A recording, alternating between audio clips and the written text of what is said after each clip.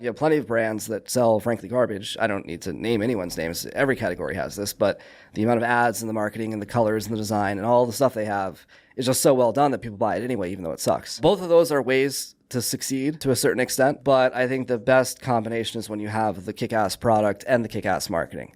When you have that combination, it's very hard to touch.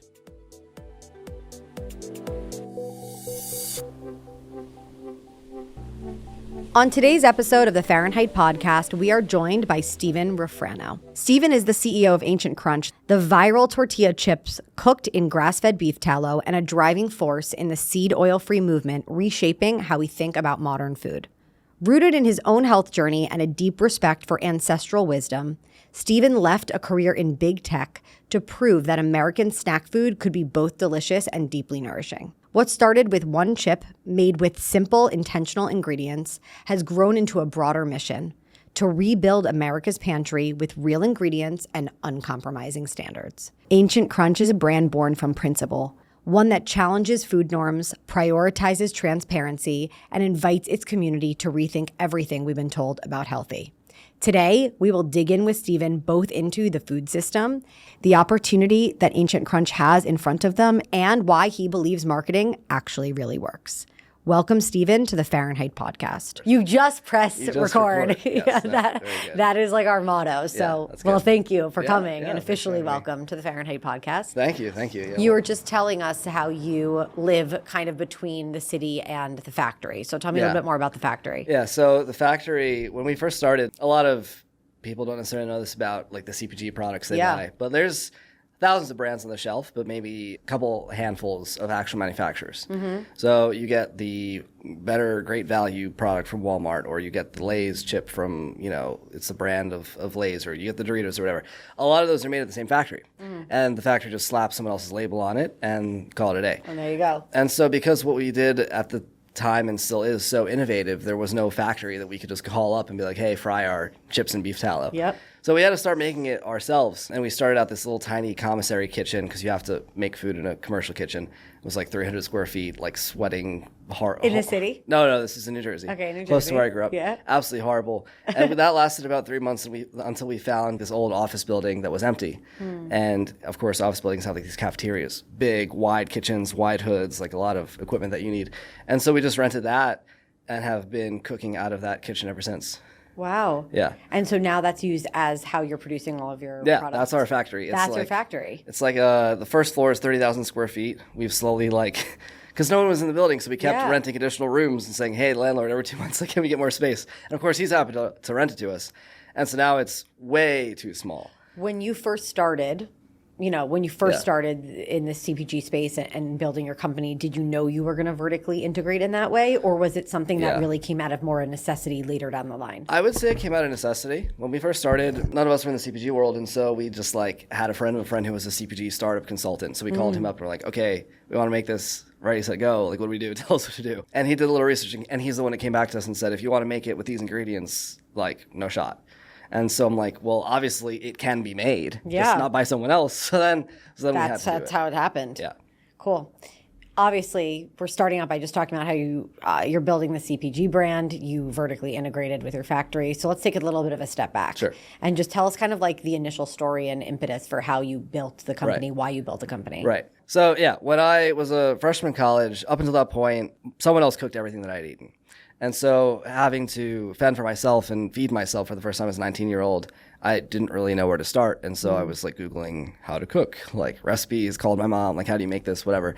And since I had to go buy the groceries and then cook it and then eat it and then see how I felt afterward, that was the first time I had that vertical integration of the food, of my own food production, and that I had the insight into that. And so I started realizing, hey, if I eat this ingredient, I feel bad. If I eat that other ingredient, I don't feel bad, and I don't like feeling bad. So how do I eat the things that make me feel good? Yeah. And so that kind of set me off on this pursuit of optimizing everything, like biohacking, one might call. I don't think that term was around in 2014.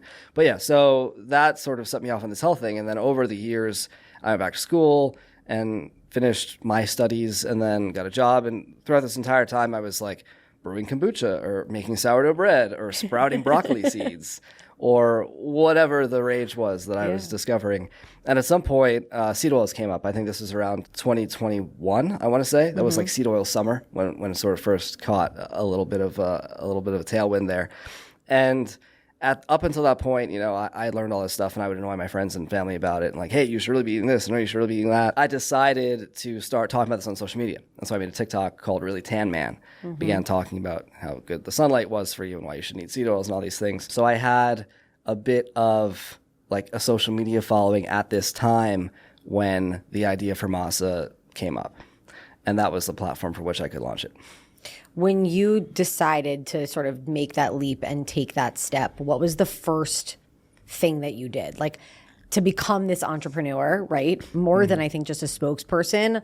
Give us like the technical next step. What did you do? Yeah. So we had the idea, a New Year's trip. I was with a few of my friends from college, and everyone was like hungover the following day. And one of my friends was just like binge eating whatever snacks happened to be in the house. And I think it was Tostitos. Yeah. And so I come down and I'm like lecturing him, hungover, New Year's Day, lecturing him on, hey, you should not be putting this into your body. Don't you know how bad seed oils are for you? Look at my TikTok. I've been talking about this for months. Yeah. He's like, well, what the hell am I supposed to eat? Like, I don't want your health foods. Your health foods taste bad. I don't want to deal with any of this. I don't have time to cook. So I start saying, oh, no. You're wrong. Because most people think that if I eat healthy, it's going to taste bad. Yeah. And so I start telling him, like, oh, actually, you can make chips in this way and that way. And if you fry it in beef tallow and X, Y, and Z, then it would actually taste good and you'd be fine. And so he's like, oh, okay, that's interesting. Where can I go buy those? And I was like, well, you can't. That doesn't exist. And so that was the idea. He was basically like, oh, if that doesn't exist, well, why don't you go make it? And then I went and did, and that was the impetus for the idea. In terms of technical next steps, what happened? I think, a few weeks later, we like regrouped over Zoom after everyone got home and back to normal life and started talking about like, hey, how can we actually go make this? That's when we found a food startup consultant who taught us, enough about what we needed to know, such that we knew that we needed to make it ourselves. And at that point, the next thing I did was I went and got a turkey fryer and a box of grass-fed beef tallow and some organic corn tortillas and chopped them up in my parents' kitchen and fried them in their backyard and successfully did not burn anything down. I like them, of course, but I like most health foods. So the real like spark went off when I fed them to my family, it was on Easter.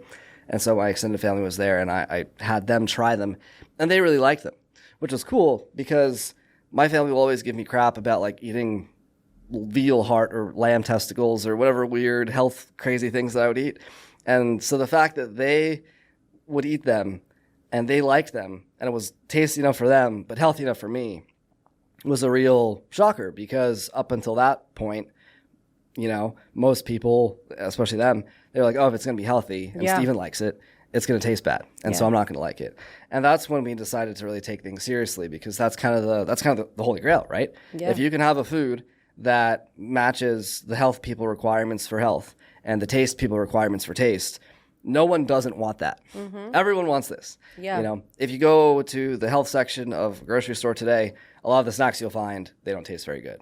If you go to a junk food section of a normal grocery store today, everything will taste very good, but it's all bad for you. And so there's this kind of like two Americas when it comes to food. There's like the health tastes bad camp, and then there's the delicious bad for you camp.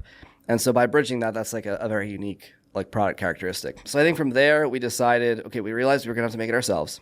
So like, okay, this is gonna be very difficult. We're gonna need to sell it for a lot of money.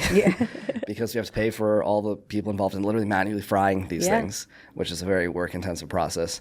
And so we started thinking about branding, pulled in an artist that my friend knew. I don't know how I met him. I still don't know how I met him. And we came up with a few revisions for the package. This is what came out. Yeah, it looks awesome. The product tastes great. It's healthy. It's like everything you possibly want in a tortilla chip, and we started selling them. That first launch did very well, and that created the impetus for me to, really take it seriously. I quit my job a few months later, and then here we are. So many founders, and I think entrepreneurs in general, talk about like the moment of validation, like the moment where they feel they found that product market fit, and how important that is for the journey. You can take a risk and you can take a leap, but it's really in that moment where you get that validation, where you kind of are like, okay, I'm onto something and I have the confidence to keep going. Right. What was another moment of validation for you? Like as you've continued on this journey, you've continued to scale the company. What was another moment where you were introducing something, you tried something, and you just knew you got it right? Right. That's a good question. Yeah, I think people think it's like risky to start a business. And like on paper, like by the math, it is. Here's a good analogy. So take motorcycle riding, for example. Very dangerous. Everyone knows this, right? However, if you look at the actual motorcycle accidents that occur, a lot of times it involves someone's drunk, typically the rider. They don't wear a helmet. They don't have gloves. They don't have a leather jacket. They don't have the boots. They don't do all these things that they were supposed to do. But when you control for all those variables, when you look at the people who are riding motorcycles who do everything right, the death rates and injury rates are not any higher than any other form of driving. And I think a similar thing is true about the entrepreneurial thing. A lot of businesses fail. Oh, I quit my job and my finances blew up. There was a big risk, whatever. But like one of those things that you have to do right, the motorcycle helmet of entrepreneurship, if you will, is you have to have product market fit. You have to have that validation moment. If you have everything in the world telling you this is a good idea, then not doing it is the risk, right? But I think a lot of ideas or products or whatever get pushed out into the world without necessarily having that. And of course, it's a spectrum, right? So I think the first day selling out was a pretty big moment of validation. So I as I mentioned, I had my social media accounts. I had an acquaintance that I met through the internet, I suppose. He's also a health influencer. He's been around for a long time. He just emailed his email list that first day. I was like, hey, I have talo-fried tortilla chips. Can you tell your people about it? And he's like, yeah, sure. And that like sold out a week's worth of our production in a single day. That was huge. And that was really like eye-opening. The other thing I mentioned about my family who's not into health, trying it and liking it, that was validation. A few months after that, Erwan just emailed us and was like, hey, can we buy MASA chips? Can we put them on a shelf? And I'm like, sure. Yeah, that works. I know so many people who have tried very long to get into stores like Erwan, and it's just like an uphill battle. I never even had to talk to them. They just came to us. I'm sure there are others, but yeah, those are probably the three, especially early on, that were very like crystal clear that this is the right thing worth doing. As you've started to put the sort of pieces of this puzzle together, what do you think are the critical components that make MASA great? Yeah. Like obviously we've talked about tallow now a few times, so ingredients feels like a key component for you, right? And sticking to this food ethos. But more from an entrepreneurial perspective, what are the pieces of the puzzle that you as a founder feel are critical to success? I have two answers. Yep, lay it on me. The first answer is what makes this good is that you have this classic two axes in products or whatever, content, anything. It looks good and it has polish, right? Style, whatever. And then you have the quality of the product. And so there's often this dichotomy where the best products are not well branded, not well marketed. They may look ugly, but they're quality, durable, highly made. I have a bed frame that's like $300 and it's made of West Virginia poplar wood, grown in America, made, cut, sawn, whatever, in Georgia, and shipped to me. And it's like the most durable thing ever. It's like nice, pure hardwood. And it's $300. Yeah. But the website is like the ugliest freaking thing ever. And they don't run ads. They don't have marketing. They don't do anything. So it's like they're very good on the product, but like it's not a household name because they don't have marketing. Yeah. On the other hand, you have plenty of brands that sell, frankly, garbage. I don't need to name anyone's names. Every category has this. But the amount of ads and the marketing and the colors and the design and all the stuff they have is just so well done that people buy it anyway, even though it sucks. And so I think both of those are ways to succeed to a certain extent. But I think the best combination is when you have the kick-ass product and the kick-ass marketing. When you have that combination, it's very hard to touch. And so Apple is a very classic example of this. Yeah. Not that I'm saying this is the Apple of tortilla chips, but it's like as a computer person, I studied math. I was a software engineer before I started all this. As a computer person, the computer I would buy is MacBook. Like it's the best computer, but it's also the best marketed computer. Yeah. And so they have both. And that's why Apple is the first or second most valuable company on earth. So I think that is a critical piece. Product plus like style or marketing, if you will. The other way of answering this question is like, what are the characteristics of a good business? Yeah. I'll speak for CPG because that's the vertical we're You're talking in? about. Yeah. But you need to have a product. A few things. Margins are important. And so the gross margins that Frito-Lay has or Coca-Cola has or whoever, scaled margins, like they have the best, most efficient operations, whatever. Of course. Their margins are like high 30s, low 40s%. So that's like the benchmark at scale.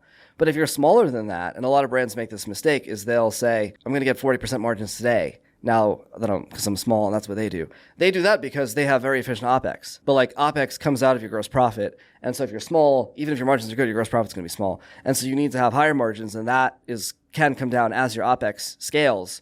but you need to have good margins. Another thing that has to happen is people have to come back and buy it again. So this is a big one. I've seen, we have certain investors, they send us deals that they get. We look at decks all the time, whatever. There are a lot of companies out there who are selling a supplement or a packaged food or something, and their retention is very bad. So if a customer bought for the first time a year ago, are they still buying today? Or whatever the period is, 2 years, 10 years, blah, blah, blah. Other good products have very good retention. So for example, Starbucks, like the lifetime value of a Starbucks customer is like 20 grand or something I've heard. Once you're a Starbucks person, you're buying Starbucks for years, decades, something. And so if your product is good and the experience is good, people will keep coming back. That's the whole game in CPG. If you sell pots and pans or sofas or whatever, you might sell one of those to a customer in their lifetime, and that's fine. That's a whole different situation. But if you're selling a consumable, you need people to buy it, consume it, and then buy more of it. And so I've seen companies that have like 13-month retention is basically zero. And this is like a company that was raising money, and I'm like, looking at this, and this is a complete joke. I would never give them money. It's wild because there are, of course, some categories, some companies that, it is about driving trial. Like a mattress is a great example where not driving trial, let's say, but driving sales, driving purchase, but you're not really looking at someone driving sales frequently, right? You might buy 2-3 mattresses in your whole life, right? So you're not looking for that same sort of retention and frequency. Right. And then, of course, you have a product like yours in CPG where it's all about retention. It's all about retention. Yeah. And I feel like, for me at least, I look at a lot of brand building as actually both acquisition and retention. Like there are different parts of the marketing funnel where, let's say, paid performance can sit, where certain other avenues, but brand, to me, it's really like, how do we get them in the door through awareness, but how do we get them to stay really through loyalty and brand experience? Right. And, at Sweetgreen, for example, when I ran marketing there, I would look at our work in sustainability actually as a retention driver. Okay. It wasn't necessarily the reason people came in the door, right? I think people came in the door for convenience. They came in the door for the food, for the product, but they would stay because of our ethos. They would stay because of our sourcing. They would stay because of all of these other things that round out the brand. Right. So how are you today at MASA really thinking about creating that retention and that frequency with your audience? Yeah. So I think I've heard this called brand surface area. Yeah. Which is like how much stuff is there that can be interesting or people can like latch onto. Oh, I like that. So yeah, for example, you buy it because it tastes good at Sweetgreen. But then as your Sweetgreen customer, you're reading the little placard on the desk, or you're looking at the sign on the wall, or you're Googling about it, whatever. You learn a piece of new information. You're like, oh, that's really cool. I like this even more. Exactly. And that is the type of thing that gets you to stay. Yep. So it's like the brand flywheel. Yeah, exactly. Yeah. And so the more things you have going for you, the better it is. I think sustainability doesn't sell onto itself, but no one's complaining about it. Yeah. Right. So that's another thing that you can have going for you if you have other, there's a small segment, smaller addressable market of individuals who are buying sustainability first, and then convenience, price,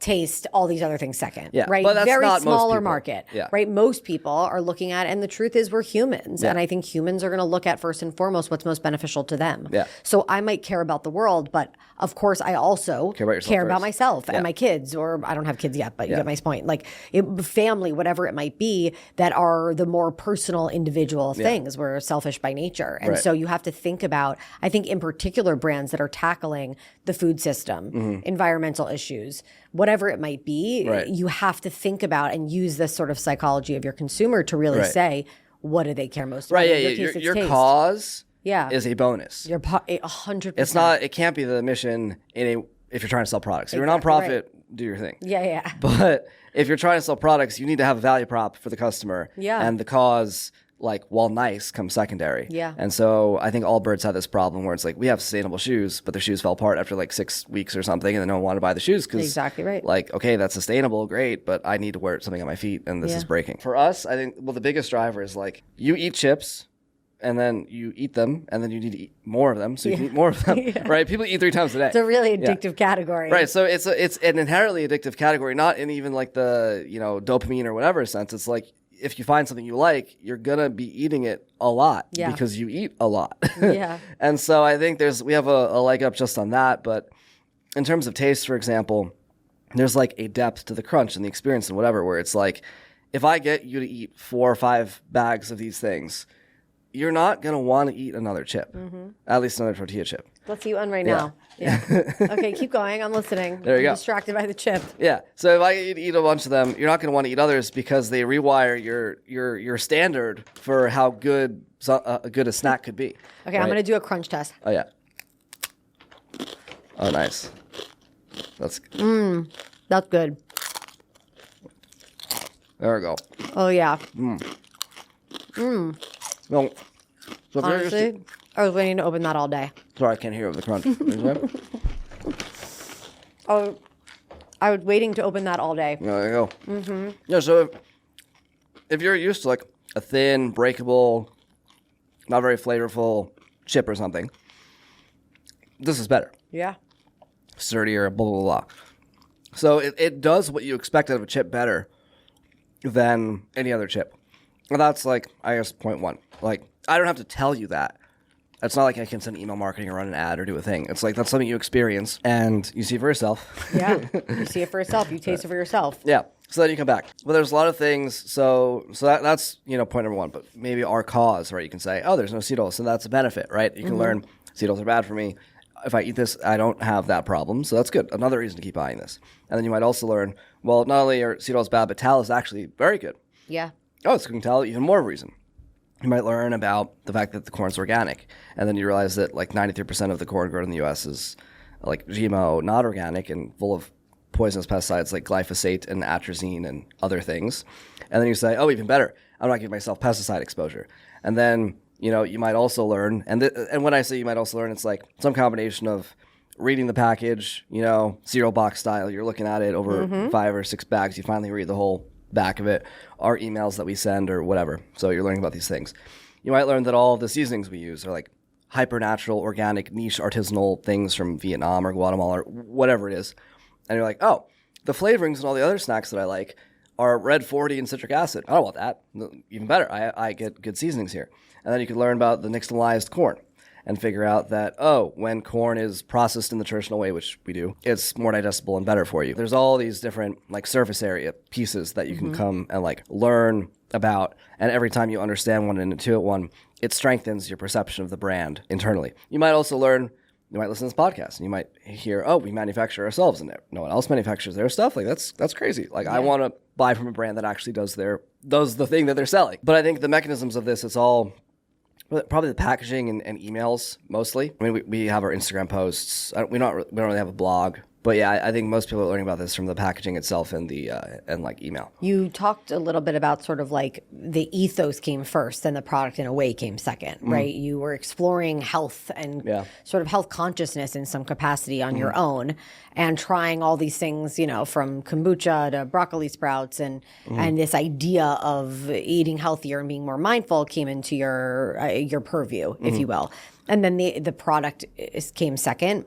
What has been sort of like the next thing that's on your mind? What is the next thing that you're thinking about now that you're actually in the industry and uncovering so much of the truth behind it? Right. You mean like from a product development standpoint? Yeah. Yeah. Well, so the goal is there's nothing that special about tortilla chips relative to other snacks or packaged foods.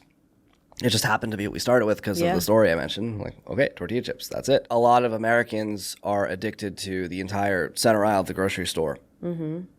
Your Cheez-Its, your Oreos, all of that junk, your Lay's, your Doritos, all this stuff. All of it is horrible for you. All of it tastes pretty good. And all of it could be made to not be horrible for you. Yeah. And so for us, that's a pretty obvious area that we're examining and plan to take care of in the future. It's like, imagine your grocery store where because a lot of people today, they're very health conscious, I'm sure listening to this, like they're not going to just buy the things they ate as a kid, like ignorantly enjoying a handful of goldfish or something. But imagine you could. Mm-hmm.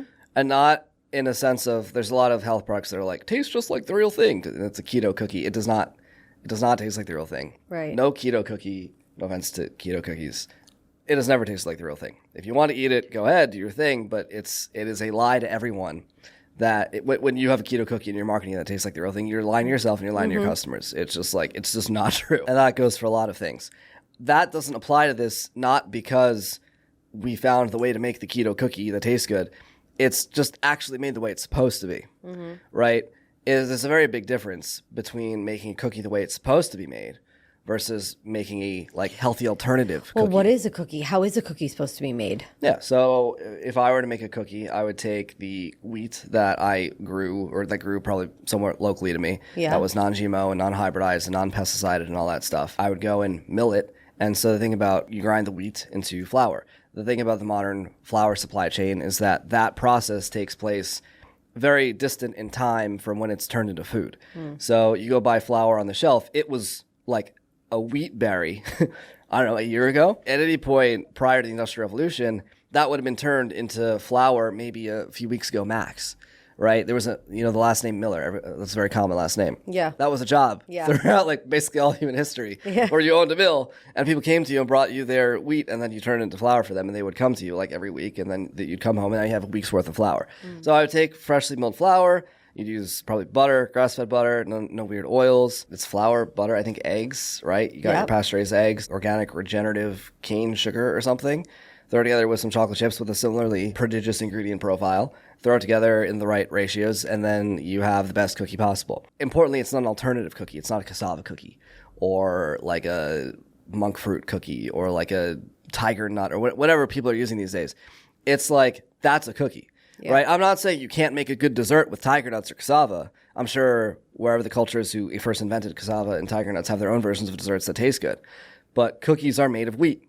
It's just an unavoidable fact of nature because it's the definition of a cookie, Tortilla chips are made of corn. It's like the definition of a tortilla chip. Yeah. So people say all the time, like, oh, make a keto version of MASA chips. It's like, no, that's not a tortilla chip. And that completely goes against the whole ethos. I'm not here to give you an alternative that leaves you dissatisfied and hungering for the real thing. So after, a week of eating my thing, you're going to go, break down and binge eat like an entire bag of kettle chips or something. In terms of the specifics, product attributes, like our goal is to provide the most value, not the lowest price, but the most value, right? And to me and to our customers and to a very increasingly large number of people, most value means like, how does this thing affect my long-term health and whatnot? But yeah, I mean, the lime version of our chips, we use lime powder that's made from whole limes, the fruit, right? You try and get a lime chip from so many other brand, even the healthy ones, it's like natural flavors or citric acid, lime oil, lime juice powder, and maltodextrin. Some weird, crazy things that's not actual limes. Yeah. So we undertook the very difficult task of actually trying to put limes in a chip, which we did. And the result of that is that our lime powder costs $40 a pound, when I can go buy lime juice powder with maltodextrin for probably like $3 a pound or something. Granted, lime powder is not a huge portion of the overall inputs to that particular product, so it doesn't create an undue, like seasonings in particular don't create an undue burden. But yeah, beef tallow is like 3 to 5 times more expensive than seed oils per pound or something. And we use the same amount of it as anyone else. So there are some aspects of this where there will never be an improvement, right? There's never going to be cheap real lime powder. However, one of the reasons why things are cheap, as I'm sure people are aware, is economies of scale. Yeah. And so seed oils, for example, are a $100 billion global industry or something. And the market for edible beef tallow, I don't think anyone even publishes numbers on it because it's so irrelevant that no one even studies it. Becoming more and more relevant daily. Absolutely. Yeah, you're really hitting in a moment of time where I feel like every other thing I'm seeing is beef tallow, beef tallow, beef tallow. Beef tallow skin, beef tallow fried, beef tallow restaurant. I just got like 3 different skincare beef tallow brands sent to me. Oh, yeah, that's So you're riding the wave. As that market for beef tallow matures, what happens? Price goes down. And so is there a reason why beef tallow is inherently cheaper than seed oils? Demand. Probably not. Or why it's inherently more expensive, sorry. Yeah. Probably not. Like at the same level of scale, with the same supply chains built out and the same production, whatever of it. And the other thing keeping seed oils cheap is government subsidies, along with a lot of other inputs in low quality food. So if you were to compare apples to apples, right? The $100 billion version of the tallow industry, the $100 billion version of the seed oil industry, no government subsidies, no funny business, none of that. I don't think it would be that much more expensive. Time will tell. Another big reason why our stuff is so expensive is because of production, right? I mentioned we have our factory. It's like a very manual process. Like it takes me probably 14 people, bare bones, to run a shift just to production, not fulfillment or any other things, just making just the production. Product.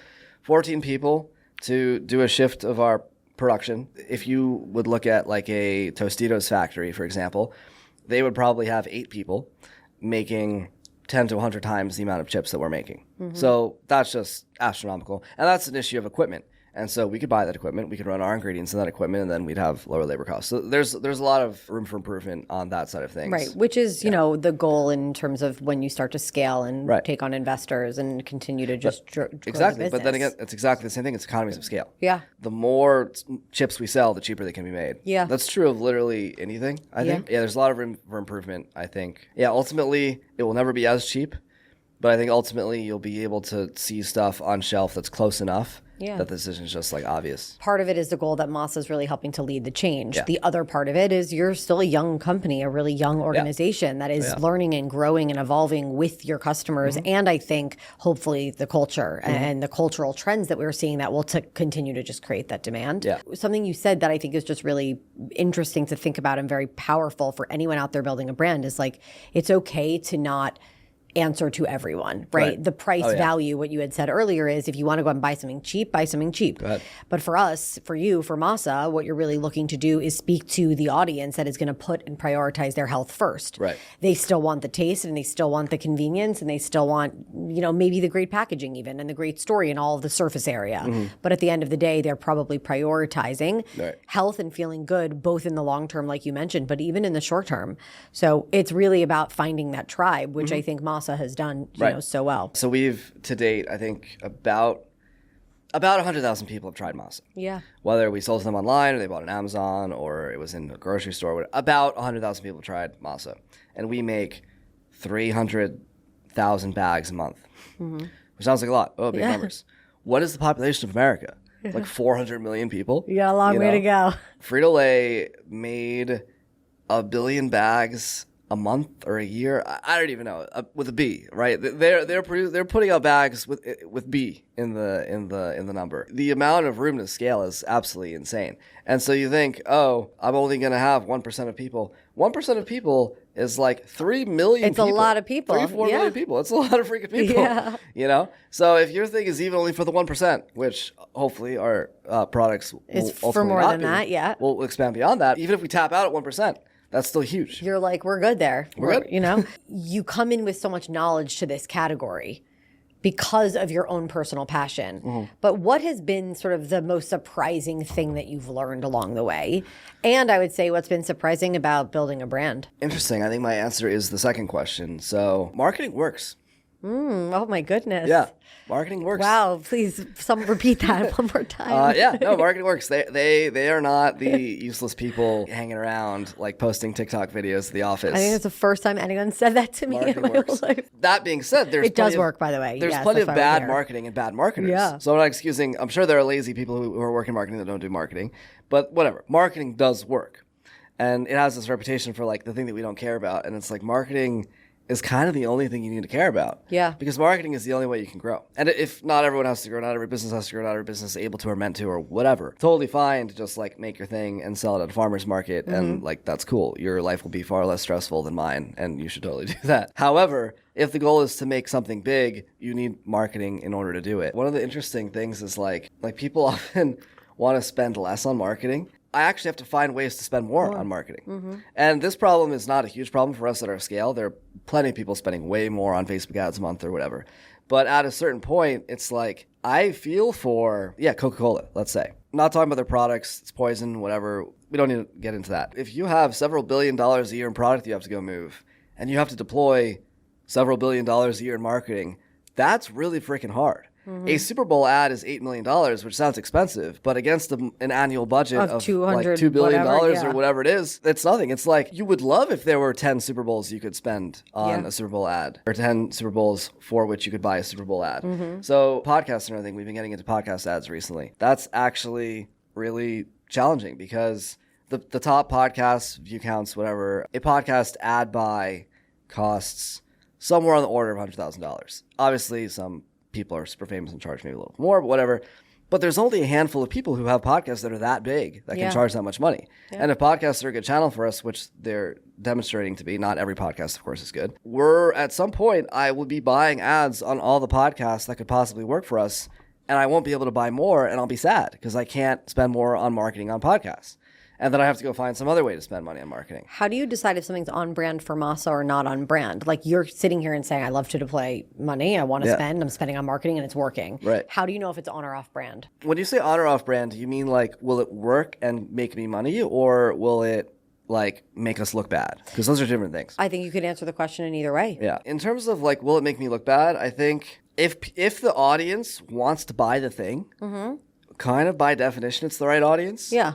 You know, I mean, Well, it's about finding that consumer, right? It's about spending the money in the place where they are. You believe the MASA audience customer is. Yeah. And obviously, there's a very wide range of such people. Yeah. And the podcasts or YouTube videos or whatever it is that gets to them might look very different from one another. But that doesn't necessarily matter to me. It's just like I'm finding that audience. They listen to this thing. They watch this thing. They care about it. So it's coming from a trusted authority or whatever. And so that's good. I'm sure there's a very small percentage of marketing opportunities that would just be like considered so downright offensive to pretty much anyone on earth that it would just be a complete waste of time. But I'm sure those marketing opportunities would also not work even if I did do them. Yeah. So it's like kind of a moot point. Yeah. In terms of finding out if it works, yeah, I mean, there's a lot of like attribution tools. Marketing attribution is a whole thing. It's a whole game. But we have learned a few things about what works for us in particular, what doesn't work. Although we totally get things wrong and we like get excited about a podcast and then we do a thing and then the results are nothing and then we're like, well, shit, we just wasted however much money.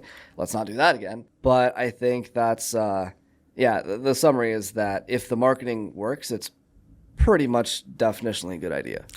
You know, you have to spend efficiently as a marketer. Yeah. Right? Like ultimately you have to go in with your eyes wide open, having a clarity and an understanding of your channels, of your spend, and of how you're going to drive ROI. But I do think that some of spending, some of brand building, it's almost like early stage investing. You're going to invest a little bit into these early stage organizations and hope that one of them hits, that one of them is the thing. And not all of them will be the thing. And you will likely lose on a few. Some of them will fold, some of them will fail, some of them will not get a great return. Yeah, you got to But test. the one that does get that great return is ultimately, in most cases, going to make up for the smaller investments you made in all of them. So I do feel that with marketing, you know, brand is a little bit of a mix, right? You have half of marketing that is really science. You have half of marketing that is really art. And then there's this sort of intersection that's really about faith. And you have to experiment and you have to test and you have to try, not with your eyes closed, with your eyes wide open and really using all of the tools that you have to understand your audience, your consumer, your category. But you got to take a little bit of a risk. What Absolutely. Risks have you guys taken at MASA? There's definitely podcasts that we were like, okay, let's rip it. And then we did, and I didn't do anything. Facebook ads are a bit less risky, I would say, because the platform by its nature allows you to test a small amount of spend on a given creative. And if it doesn't work, you just cancel it.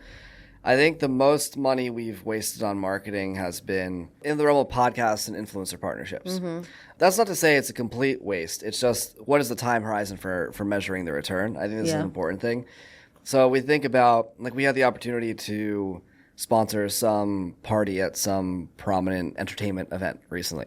And we decided not to do so because it was, well, it's a lot of money, but it's not any more money than we're spending on certain other things. The marketing question I think you have to always ask is not, is this a good use of money? It's, is this the best use of money I have for those dollars at this time? Yes. And for that, in that instance, I was like, well, I could spend $100,000 on this thing, or I could spend $100,000 on these podcasts. I have very high confidence that these podcasts would do a lot better than this thing. So I'm going to take that $100,000 and put it over here. Part of what makes it the best use of money is, what is it doing to your funnel? And I know that sounds very vague. The marketing funnel, I'm sure we're all familiar with this. You have your brand awareness, and then you have your, like, what is it, interest, and then, you know, you get your people who click your website, and then you go and get them to buy, and then they become a repeat subscriber all the way down here. It's a small section. I actually think I don't know if anyone's done this before, but the way I think about it is that there's another layer on top of brand awareness, which is, I guess you could say, problem awareness. Problem awareness is, are there people who, like, know enough about whatever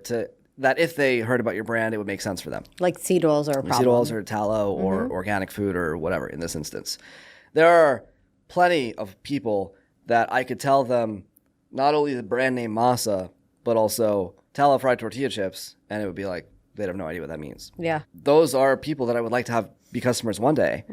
But the problem is, the higher up someone is in the funnel when they start, the more money it will take to get them all the way to the bottom. And so when you're starting, you should start with the people that are closest to the bottom of the funnel that are the cheapest to get because you need the cheapest, revenue. Yeah. And then once you collected all that, then you can work on these people, and then you can work on these people. And then eventually we're like, I don't know, we have to run a Super Bowl ad just telling people that seed oil is our problem and not even mention the word MASA because it doesn't even matter, right? They don't care. They don't even need to know about the brand name. They need to know that they should be even prioritizing like a quality food for whatever reason. Your problem has really become your moat. It's become your sort of sandbox, if you will, that you're really standing on, which actually roots your brand so squarely in a consumer need. It's not actually that we need chips. No, we don't. People like chips, but they don't need chips. No. Also, I would argue that there are a lot of consumers out there that just don't care for chips. Right. But the idea that there is a problem that is being inherently solved by your product and ultimately by future products, that is such a sort of smart way to frame the brand strategy. There's sometimes I play around with the idea of fear, right? Like there are some brands that don't want to play in the world of fear. They don't want to be the antithesis to such a problem, whether it could be anything, right? You might subliminally tap into the fear, the anxiety, the real human psychology of that problem, but you don't necessarily want to be like a fear-based brand. I think Ben & Jerry's is a good example of a brand that's very political. They're out in the world. They're on top of problems. They love to talk about that. They love to be a part of it. And I think MASA, in some way, you're doing something similar. How much do you think about your responsibility as a founder? Do you think that you have a responsibility to your audience, to your customers, to the food system? Or are you just trying to put out great products that you ultimately love? I mean, I don't think you should start a business if you don't feel you have a responsibility to some set or subset of those entities. Yeah. Why bother, right? Yes, we have a responsibility to the customers because they're giving us money because they think they're buying a thing. And if I deliver something that's not the thing they think they're buying, we're like lying. That's a big problem. But that happens all the time. Companies do this all the time. But then also we have the entire back end of the food supply chain. Like people buy stuff from us, but we buy a lot of stuff from other people. We buy corn, we buy tallow, we buy spices, we buy all these things. We have potato chips. We buy a lot of potatoes. Yeah. And so our potato farmer, he's one of the oldest or longest running organic potato farmers in Idaho. By being a supplier to us, he more than tripled his business in a single year. And that's great because now that means more fields of organic potatoes are being planted as opposed to fields of pesticide potatoes. Like, because our growth means that less chemicals get used in the food supply chain, which is awesome. I hate this word, but that's a stakeholder, right? Yeah. The farmers, but everyone. It's like the land, right? Because you go to the Midwest and you get drinking water from the well or the river. There's pesticides in the drinking water because of the runoff from the corn and soy production that happens in those areas. If we were as big as Frito-Lay, there would be like a non-trivial portion of America's farmland that was growing food without pesticides because of us. I think that's great. And there's plenty of examples like this. I mean, there's also brand too. I mean, I think a lot of modern marketing can be very like ugly. Not in the sense that it's not purposeful. Like someone tried to make it look a certain way, but their tastes are ugly, in my opinion, which I'm allowed to have. And yes, you are. I think by us having pretty marketing, we reduced the budget behind ugly ads on Facebook. And I don't mean ugly ads in the sense of unpolished. I mean like in the sense of grotesque or whatever. There's an aesthetic, like responsibility, if you will, too. I'm sure there are others. You have responsibilities to your employees, right? A lot of companies are dealing with this because of the tariffs. And fortunately for us, well, to be fair, most food companies, the vast majority of inputs to food products and the vast majority of food products sold in America are made in America, except for the obvious, like olive oil from Spain. Most of our agriculture commodities are grown here, but there's plenty of, like, if I had a choice, like our equipment manufacturer for our tortilla fryers, big fryers that we're ordering and they're going to arrive in a few months, those guys are based in Tennessee. And there are other people that make this equipment. I didn't have to go with them, but I'd rather, and now the tariff situation actually is making, there's now, you were on the right train. Post tariffs, there's an actual financial incentive for me to do this, but there wasn't a financial incentive ahead of time. But it's like, well, yeah, I get to deploy a bunch of capital. I get to choose where to do that. I get to build a factory. I get to figure out where to put that. And so people are going to get hired there. Some other company's going to make money because they're building me a bunch of stainless steel stuff. It's not just about a business owner. I think this is true about everyone, right? And it mostly comes to dollars, I think, right? Because dollars are spent in a way to create action in the world, whether you're hiring someone or buying something or whatever it is. And so everyone has control over the dollars that they spend. Obviously, an individual private citizen will have control over far fewer dollars than any business of size. But every dollar you spend is like a vote for the person you're spending it with. Not in the political sense, but you get what I'm saying. And so that has a lot of implications. Do I vote for pesticides by buying pesticide products? Do I vote for natural farmland by buying organic potatoes from a guy in Idaho? These are things that everyone has the power to think about where their dollars are going and think about what responsibility that entails. You've had so much clarity, it sounds like, in your journey as an entrepreneur. Like these personal sort of instincts that created this clarity around the product you wanted to create and how you wanted to create it.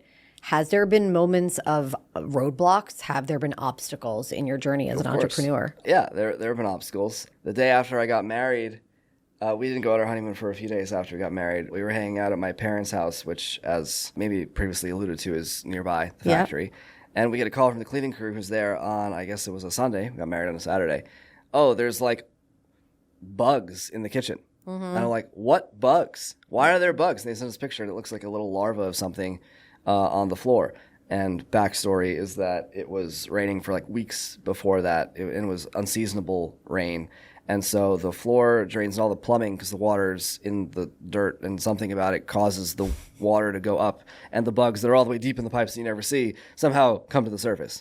And so we had to like go drive over there the day after my wedding to like go clean up bugs off the floor. The dedication. Another time, this didn't actually amount to anything super problematic, but I thought a fryer exploded. I thought we had a gas explosion in the building because fryers are gas fired. We burn a lot of natural gas to make chips. And we were working on installing a new gas line that could support additional fryers. And so the contractors were there messing with the pipes and whatever. They weren't doing anything they shouldn't have. But this was the day that I think a year or 2 years ago, there was an earthquake. And I don't know if you were in New York at the time, there was like, it was a pretty big earthquake. Yeah. The epicenter of that earthquake was like 2 miles from our factory in Western New Jersey. And the building I was there, it was like absolutely shaking, like rumbling. I thought a bomb went off or whatever. And then in the split second, in my mind, I was like, wait, they're working on the gas lines. Like, did something explode? And I ran out of the office expecting to see like burning people or something. Man. Fortunately, that didn't happen. Yes. Something like, I'm not saying that could have happened, but the point is, there's a lot of issues, particularly that happen around running physical operations. I don't know. I think a lot of people, given the nature of the work they personally do, are relatively detached from physical operations of any kind, whether it's logistics or manufacturing. Things are relatively easy on computers, you know, but physical operations have a lot of problems. Like a fryer that we bought was delayed, and so we literally couldn't make any more chips for 2-3 months, and it's like our sales could have been growing, but they weren't because they couldn't make any more chips. There's a lot of things, those moments, but mostly related to physical operations.